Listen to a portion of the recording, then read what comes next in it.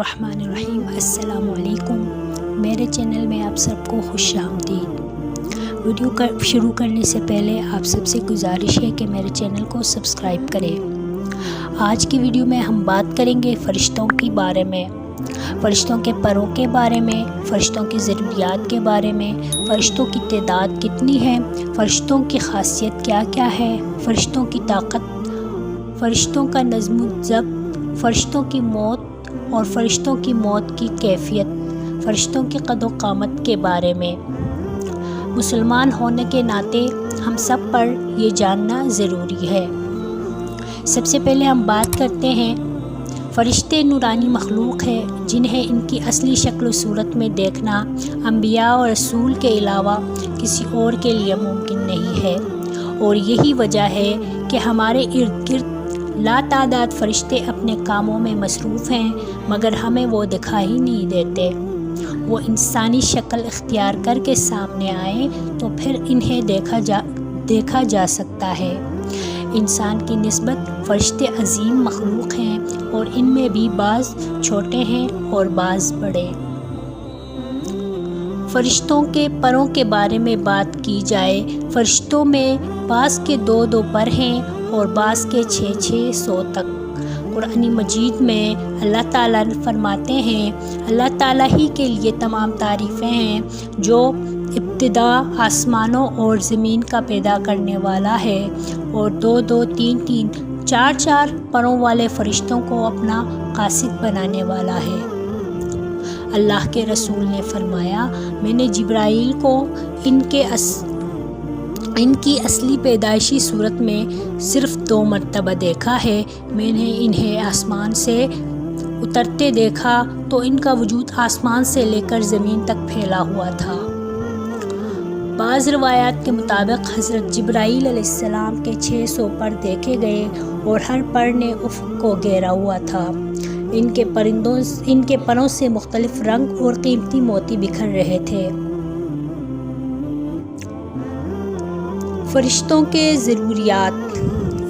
ضروریات کے بارے میں اللہ تعالیٰ نے فرشتوں میں شادی بیاہ کی حاجت نہیں رکھی، اسی طرح انہیں کھانے پینے سے بھی بے نیاز کر دیا ہے۔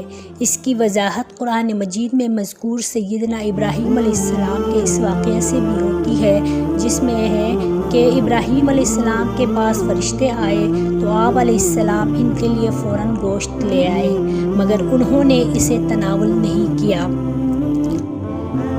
پھر اپنے گھر والوں کی طرف گئے اور ایک فربا بچھڑے کا گوشت لائے اور اسے ان کے پاس رکھا اور کہا، آپ کھاتے کیوں نہیں؟ اللہ تعالیٰ نے فرشتوں کو بیماری، سستی، کاہلی، دکھ، تکلیف، تھکاوٹ اور اکتاہٹ وغیرہ سے محفوظ رکھا ہے، اور وہ دن رات فقط اللہ تعالیٰ کی اطاعت میں اپنے کاموں میں مصروف و مشغول ہیں۔ قرآن مجید میں ہے، آسمانوں اور زمین میں جو کچھ ہے اسی کا ہے، اسی اللہ کا ہے، اور جو کچھ اس کے پاس ہے وہ اس کی عبادت سے نہ سرکشی کرتے ہیں اور نہ تھکتے ہیں۔ وہ دن رات اللہ کی تسبیح بیان کرتے ہیں اور ذرا سی بھی سستی نہیں کرتے۔ آرام اور نیند تھکاوٹ کو دور کرنے کے لیے ہوتی ہے، اور جب یہ واضح ہو گیا کہ فرشتے نہ تھکتے ہیں اور نہ سست پڑتے ہیں، تو پھر لا محالہ ان کے لیے نیند اور آرام کوئی ضرورت باقی نہیں رہ جاتی۔ فرشتے تقریباً عام طور پر آسمانوں میں رہتے ہیں اور اللہ کے حکم سے مختلف کاموں کے لیے زمین پر اترتے ہیں اور پھر واپس آسمان پر چلے جاتے ہیں۔ قرآن مجید میں ایک اور مقام پر خود فرشتوں کی یہ بات مذکور ہے، وَمَا نَتَنَزَّلُ إِلَّا بِأَمْرِ رَبِّكَ، ہم تیرے رب کے حکم سے کے بغیر نہیں اترتے۔ محترم دوستوں، فرشتوں کی قد و قامت، وہ فرشتے جنہوں نے عرش اٹھا رکھا ہے، ان کے قد و قامت کے بارے میں سیدنا نبی کریم صلی اللہ علیہ وآلہ وسلم فرماتے ہیں کہ مجھے ان میں سے ایک فرشتہ کی قد و قامت بیان کرنے کی اجازت ملی ہے، اور اس کا وجود کتنا بڑا ہے اس کا اندازہ اس بات سے کیا جا سکتا ہے کہ اس کے کان کی لو سے کندھے تک کا درمیانی حصہ اتنا لمبا ہے کہ جتنی 700 سال کی مسافت ایک دوسری حدیث میں سیدنا انس رضی اللہ عنہ سے مروی ہے کہ نبی کریم صلی اللہ علیہ وسلم نے ارشاد فرمایا، عرش کو اٹھانے والے فرشتوں میں سے ایک فرشتے کے بارے میں مجھے یہ بتانے کی اجازت دی گئی ہے، اس کے پاؤں سب سے نچلی 7ویں زمین میں ہے اور اس کے کاندھوں پر عرش ہے اور اس کے دونوں کاندھوں کی درمیان اتنی دوری ہے کہ اسے طے کرنے کے لیے پرندے کو 700 سال کی پرواز چاہیے۔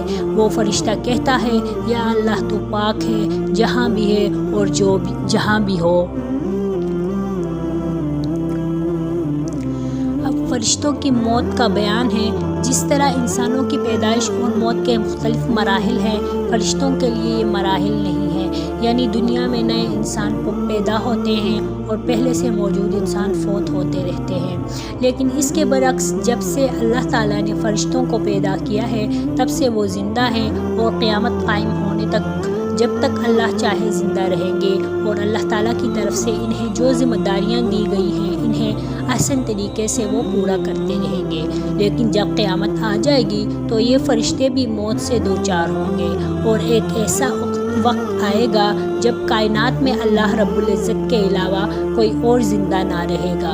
اسی صورتحال کو قرآن مجید میں اس طرح بیان کیا گیا، کل من علیہا فان ویبقى وجہ ربک ذو الجلال والاکرام، زمین پر جو ہیں سب فنا ہونے والے ہیں، صرف تیرے رب کی ذات جو عظمت اور عزت والی ہے وہی باقی رہ جائے گی۔ مزید ایک اور جگہ فرمایا، کل نفس ذائقۃ الموت، ہر نفس جان کو مرنا ہے۔ ان آیات سے معلوم ہوا کہ یہ ساری کائنات تباہ ہوگی اور اللہ تعالیٰ کے علاوہ ہر ذی روح موت سے دوچار ہوگی۔ اس کے بعد سب سے پہلے اللہ تعالیٰ سیدنا اسرافیل علیہ السلام کو زندہ کریں گے اور انہیں حکم دیں گے وہ سور پھونکے، جس سے وہ ساری مخلوق جو مردہ تھی زندہ ہو جائے گی، جیسا کہ ارشاد باری تعالیٰ ہے، پھر دوبارہ سور پھونکا جائے گا، پس وہ سب کھڑے ہو کر دیکھنے لگ جائیں گے۔ اجماع امت سے یہ بات ثابت ہے۔ فرشتوں پر بھی اسی طرح موت و فنا نے آنا ہے جیسے دیگر تمام مخلوقات پر موت آئے گی، اور اس بات پر قرآن و سنت کے دلائل بھی شاہد ہیں، جیسا کہ فرمان باری تعالیٰ ہے، اسی ذات باری تعالیٰ کے علاوہ ہر چیز نے فنا ہونا ہے۔ امید ہے کہ اس ویڈیو میں آپ لوگوں کو فرشتوں کے بارے میں فائدہ مند معلومات فراہم ہو گئی ہیں۔ اسی طرح کی مزید ویڈیوز اور کہانیاں سننے کے لیے میرے چینل کو سبسکرائب کریں اور زیادہ سے زیادہ ویڈیو کو لائک اور شیئر کریں۔